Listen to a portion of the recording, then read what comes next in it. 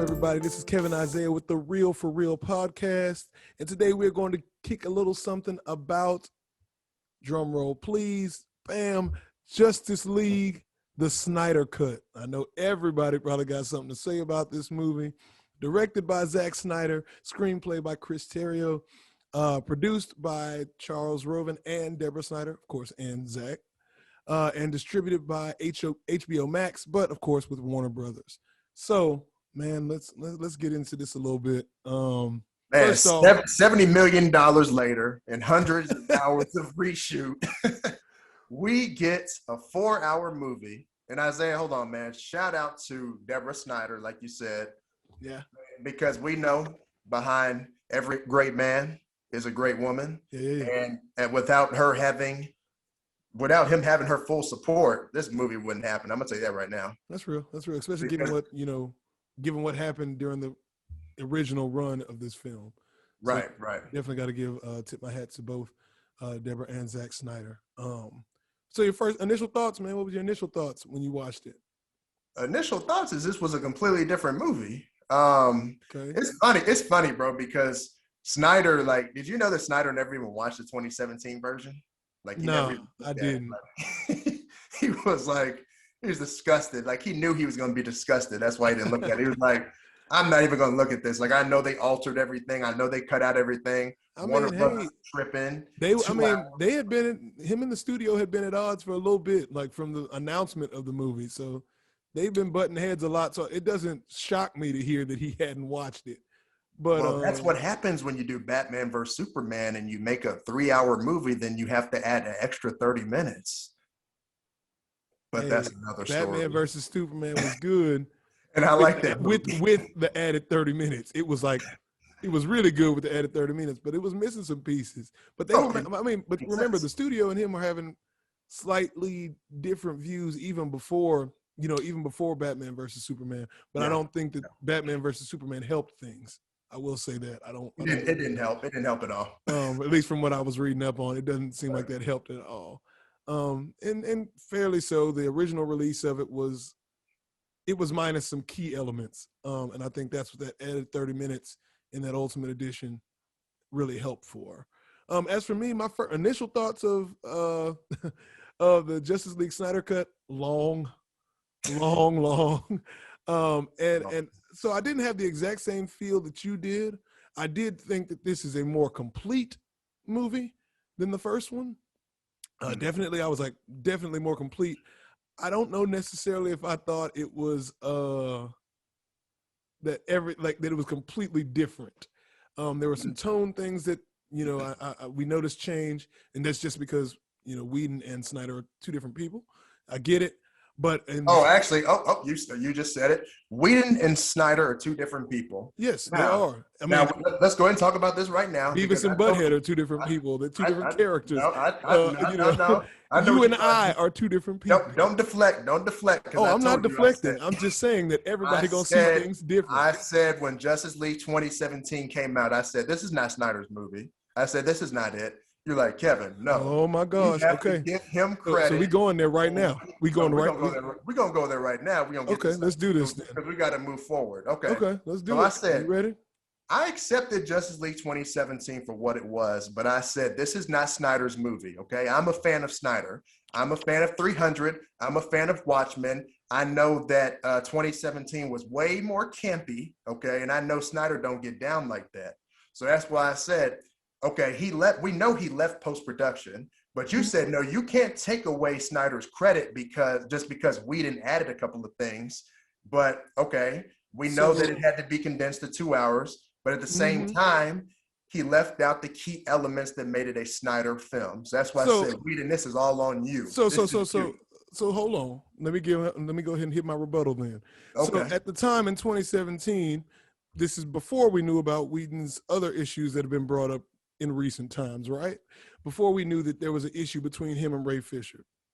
Right. When you watch that 4-hour movie, a lot of the stuff that got changed, the reshoots, were minor.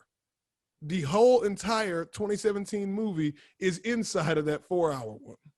In fact, like that's the interesting thing to me. So it's not that he made it that much. I'm just saying, it didn't like for instance, let's start with the scene where Batman shows up, to go find, or where Bruce Wayne technically is showing up to find Aquaman. Yes. You mean where he says where he Snyder changes completely cut out the "Do you still talk to fishes"? Well, correction. Snyder didn't cut it. He gave what he originally shot. What was cut was by Whedon. He cut that scene a little bit, chopped it down, and he ends it, instead of with the money getting thrown down, he ends it just with, "Heard you can talk to fish." Heard you can talk to fish. Yeah, right. That's corny. The scene continues to play out, but when I look at those two scenes, that was not drastically campier, nor was it like, I saw it, I said, I understand why Snyder did this differently. But Snyder also left more on that scene than was desperately needed. Yeah, the women singing. He didn't have to have the women singing. The random song, no. The conversation that happens inside, between him and the fisherman and Arthur, when we supposedly don't know that that's Arthur.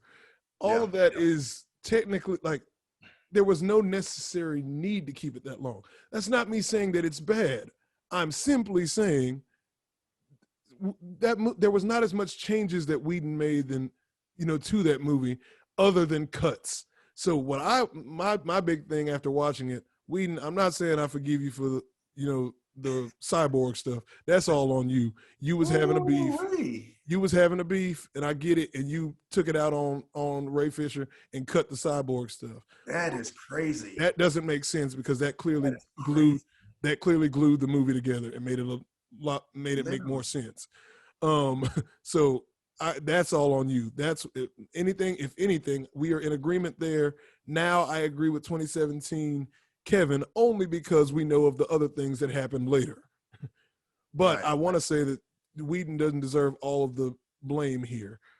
The studio asked him to cut it, and the cuts, watching the 4-hour one, I realized why certain things got cut. It made sense as we got to each scene. I was like, okay, I see that.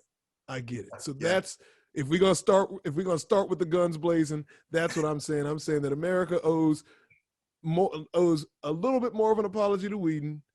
Now I get it if you don't want to give it to him right now because of all the other bad stuff he apparently was doing to people. But I'm just saying for the 2017 film alone, because I even got some qualms with some of the stuff I've read about that he's done to people outside of there.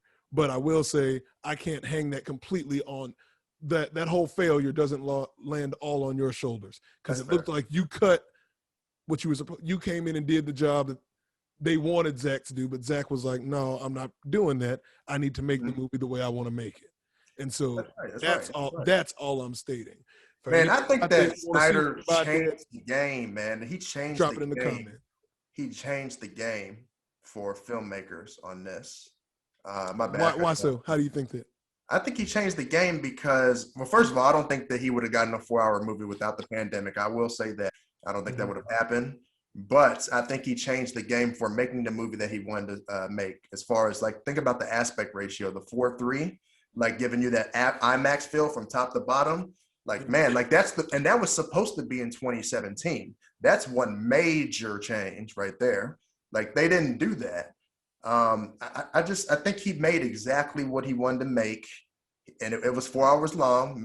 It was long, and it didn't have to be 4 hours. But it's almost like he just said, look, y'all gonna get this work, everything, unedited, whatever. You're gonna get everything that I have. So what I would like that, to piggyback on that, what I think he did, this was a great exercise in control by a director / filmmaker in general. I really think that this is a really good, example of that. And hopefully, you're right. This will influence others to make sure that, to push for what, to really push back for what they believe their film should be. You got to get your bands up though, because they put the money in. Oh yeah. And that was I think that's another reason why I'm like, I hope that this does show them what shows other filmmakers what they can do, but they have to also understand that there was a sacrifice there, right? To put this cut out, he had to go in his own pocket, which is fine. And if you believe in your work that much, then you do that, or you go hunt for, other investors. Put your money up if you believe. Yeah. And so I definitely think that is that's the takeaway for other filmmakers. For them is to just know, hey, if you believe in your project that much, sometimes it's worth that fight. And I think also for studios too, it kind of teaches them to like trust it. Now clearly from what I read, it doesn't look like Warner Brothers cares that much, because last I thought I saw, they were like, yeah, we still ain't feeling it like that. And they said they're not releasing the other cut of Suicide Squad either. I said, so they were like they just doubled down, which, hey, I get it. At some point it's a power struggle and some of us don't believe in giving up, any territory, but that's what I wanted to say. But let's get into some positives about it then. So what you got? Man, the introduction to Flash being different. I liked Flash's introduction in this movie. I thought that was really good. That scene was cool. I do like Darkseid in this movie and being introduced. Like he looked dope. I like the way he looked. We don't have that stupid Superman mustache CGI. Hey, man, look. Technically, that's not something. I didn't get as mad about that in 2017 either. I get it. You had to reshoot. You were filming another movie. They had to do what they had to do. I get it. It did look a little weird. It definitely looked weird, but I was like, I understand that piece. I will say the opening sequence was another big positive.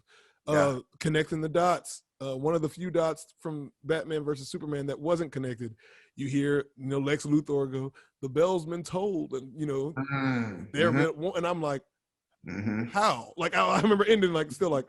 So of all the things I went back and watched, even with the Ultimate version, you're not gonna explain to me how, why, what sets off this chain reaction, what sets off this warning symbol to let them know that Superman's not there. I needed that, and so that opening sequence fixed glaring plot holes really, really quickly. So that was it was really good. What else? Just the complete story. Addition of Cyborg, right? Like, dude, going from being a high school football player to getting in a car accident with his mom and her fatally dying in an accident. Like, how do you not put that in a movie? And then like Silas Stone restoring him and creating the cyborg that we have, like, that just like that's pivotal to the story. Like, so for me, like I see how he made the cuts. I see how Whedon cut it. Like I see he just put it in there in dialogue versus, he put some of those things in there in dialogue versus the other. I'm sorry, I'm a visual person. Sorry, I got to say it. Oh no, I feel you. So that part made sense. But what to me was most important was that the explanation of Cyborg and the Mother Box connections, how that worked. Oh yes, Silas. Attempting to create a heat signature on it so they could find what, there were so many things that just kind of flowed better based on the story that involves Cyborg. The idea that I like that. I like separate. That. Right. Yeah. Yes, he's made other boxes. Yeah. He would be able to interface with them. Right.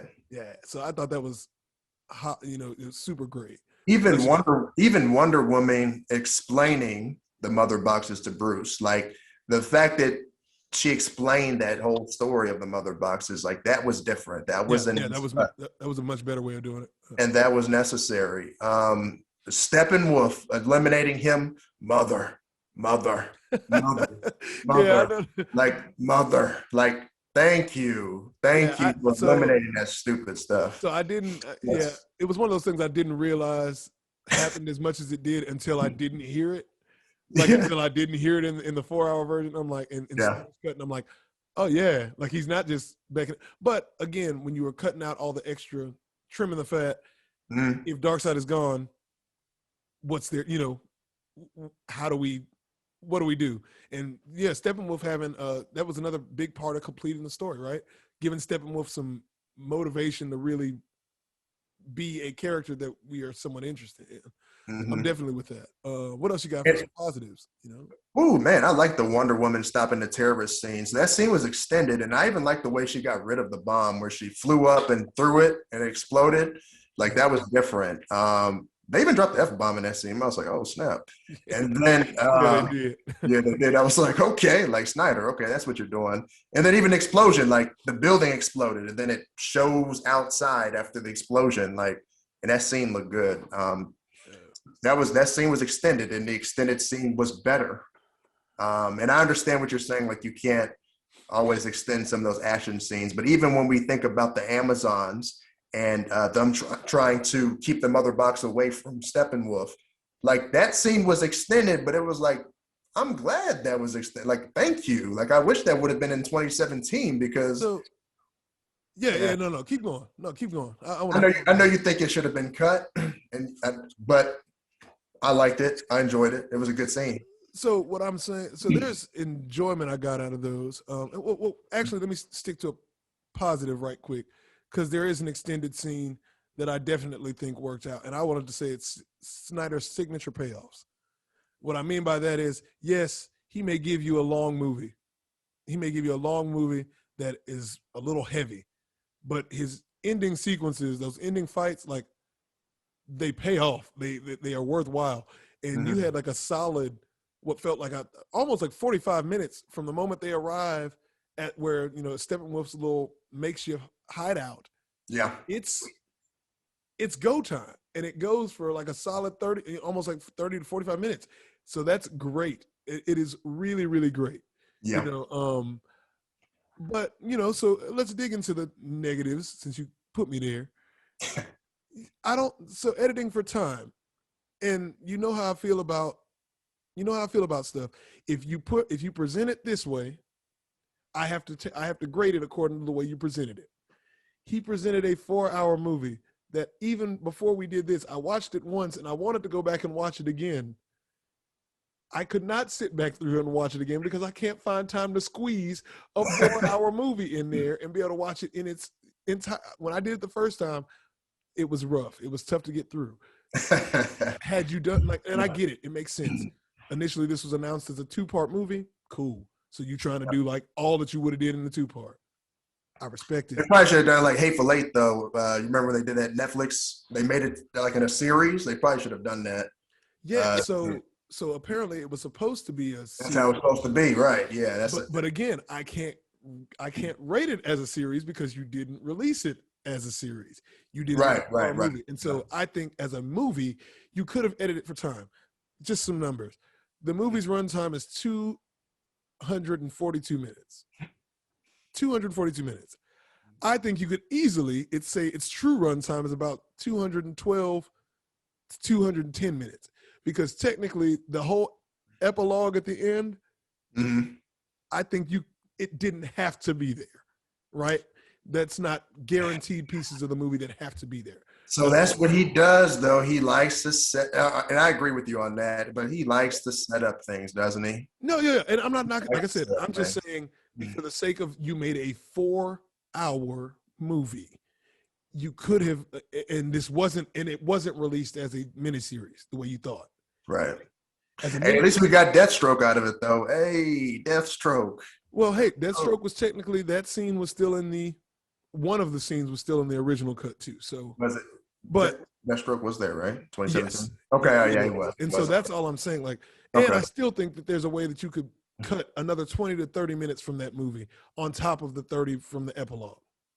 I think you could to make it a digestible film for, one person to sit down and watch in a sitting, and to make it rewatchable over and over. So I just wish they had chosen to either edit to make 2 separate movies, edit to make the series, or you cut down the 4 hours. And cut that Martian Manhunter scene out where he's actually talking to Lois. It's like, get out of here. Like, why? You don't have to do that. Like, I mean, I don't have a problem with it, but I'm just saying, like, these are the things that you're saying you cut.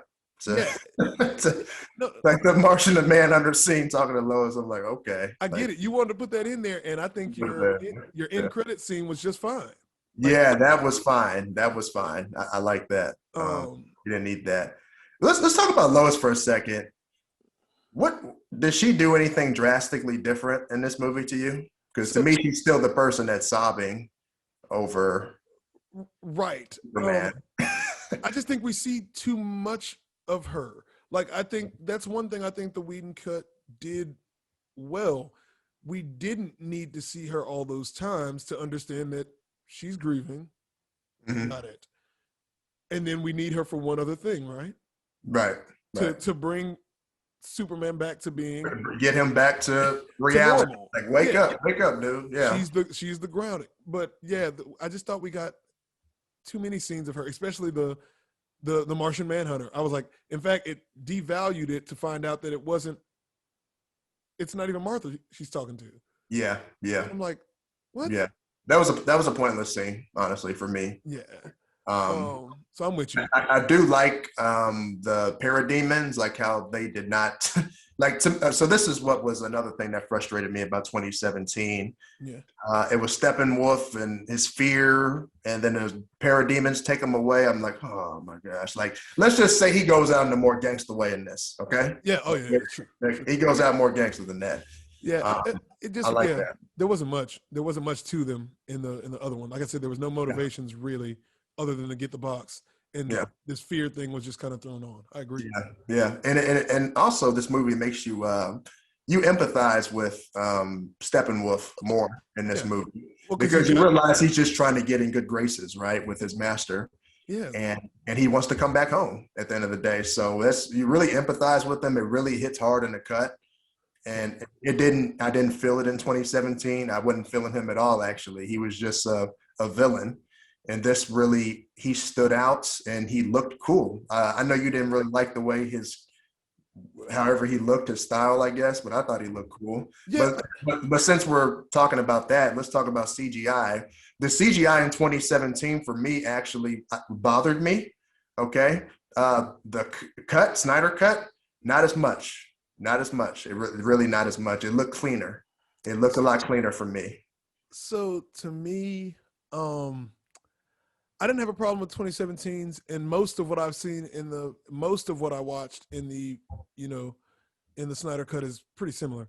But I would say there's some shoddy CGI, and granted, maybe it's not perfect. Not perfect.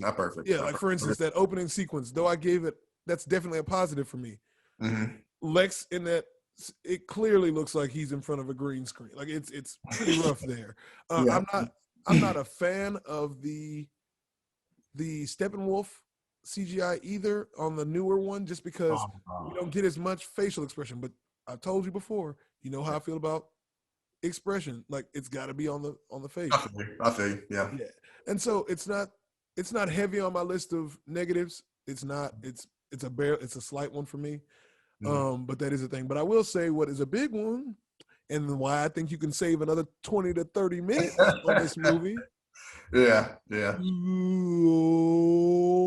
Slow motion. There's a lot of it. Yes. There's a lot of it. It was a lot of slow motion, man. A lot of slow motion. Just way, way too much. Like, I get it.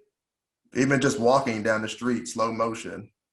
Yeah, like I was like walking on the sidewalk. Did Lois Lane, did she get a slow motion scene for a second? I thought she got one. I think like right before the scene where her and Martha are talking in this random cafe or whatever it is, or at work, I don't know. Yeah. I think it's at work.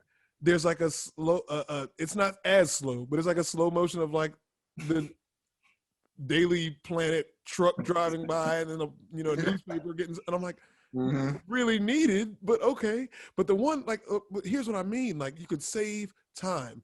For instance, so there's a scene where Aquaman is going back into the water, and y'all know this, I texted y'all about this. Aquaman is going back into the water after he's getting ready to go to Atlantis, where he throws drinking that whiskey. Yes, sir. Yeah. He throws down the bottle.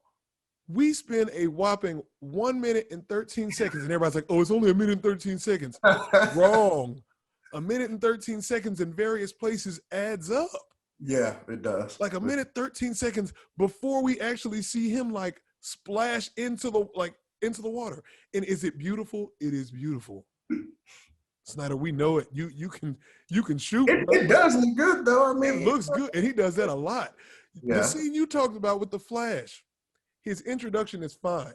Yeah. But how does the fastest man in the whole like unit have one of the slowest scenes? It has the slowest scene as he goes to do all. But to defend that, they're trying to show you how quick his reaction time is and how quick he can process everything while it's happening. While also setting up this love story type of thing. But I'm like, pick one or the other, player, because this did not need to be that long. Yeah, yeah. Sitting No, there I like, feel you. I kept thinking, I'm like, this is gonna be done, right? I feel This is you. gonna be Yeah. done. This is Hey, still going on. Flash's character didn't annoy me as much in this one, though. He's still quirky, still goofy, but it wasn't as bad as 2017, where it was just like, oh, stop, you're so corny. See, Did you feel that way? to me, there's not much change. To me, that I think for both of them, for both Flashes, Uh-huh. and from both directors' opinions, like this character was supposed to be the one to break the ice. Yeah, he's supposed to break the ice, Like but he's it wasn't supposed to as be the funny, different, the Like, little more jovial and lighter character. right, I right. didn't feel too different about those. However, I do feel a lot different about Aquaman. I do think that Whedon's Aqua Bro was a little much.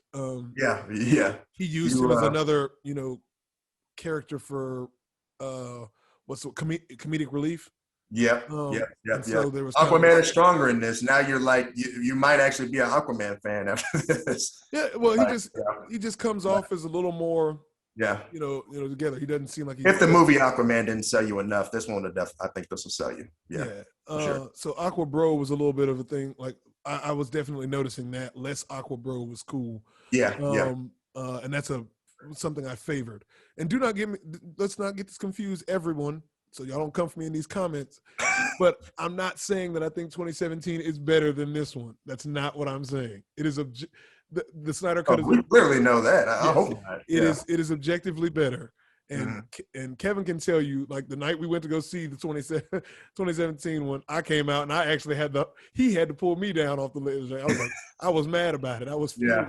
He was like, yo, it's not bad for what it is. Like, but I was just mad across. I think that's what I did, man, because I was a little disgusted by some things too. But I think I just accepted what it was, and I asked myself. I said, "Does 2017 doesn't entertain me? Yes, it does. Can I watch it again? Yeah, I can watch it again. It's cool. But now that this cut has come out, I don't think I'm gonna go back to 2017. Now I'm not saying I'm gonna watch the entire 4-hour cut again. Well, I know I will, but I can't say I watch it in one sitting. But I'll definitely watch like that first 2 hours and be like, yes, sir, I'm good.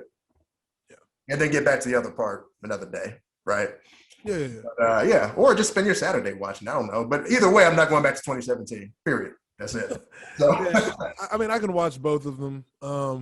If I watch the Snyder Cut as a mini series, the way it's kind of chopped up with the different, that makes it a little better to digest. Or if I watch it as like you said, at the 2-hour mark or this, that, and the other, make it into 2 films, that works. But I think I can still watch the 2017. I just don't watch it as canon. It's just like it's like me watching, old school Fantastic Four. It's like me watching any of the Fantastic Fours. The Michael B. Jordan Fantastic Four. Which one is that? That's that one L he got. He got that one L on his record, just one, and it's not his fault. You got one L on your record though. But we ain't forget about it. No, we can't forget. So out of 10 stars, what you giving it, bro? What we got? 10 stars. I mean, so as we wrap this up, for me, I put it as B plus, A-, so about 90 to 89 to a 90, anywhere from like an 85 to a 90, I'd say. 9 out of 10 for me. Yeah, I know. 9 out of 10 for me. I know you like to think that I just hate on DC, but like I said, I've got to judge it by what it is. If you give me a 4-hour movie, that means you got a lot of stuff that you give me a lot of material to be able to tear into. And cutting, you got to cut, like some of that could have been cut. You could definitely use a lot less slow motion, and that would save you some time. I think we're all excited right now. I think we're all excited because we finally got the version of that we wanted to see, including me. But I think that if we give it some time, a lot of people will go back and watch that one and at least see what I'm talking about. 9 out of 10. Yeah. 9 out of 10. I can dig it. I can dig anywhere from an 8 to Leave your comments. Leave your comments. Yeah. So y'all, let us know what you think. Leave your comments for sure. We love to be able to read them. Y'all don't come for me too hard. I'm not saying, again, one more disclaimer. I'm not saying 2017. Give Isaiah that work if he's talking crazy. Give him that work. I'm not saying 2017 is better. I'm just saying, man, it's not flawless. Hey, y'all take it easy. We enjoy having y'all watch. Leave the comments below.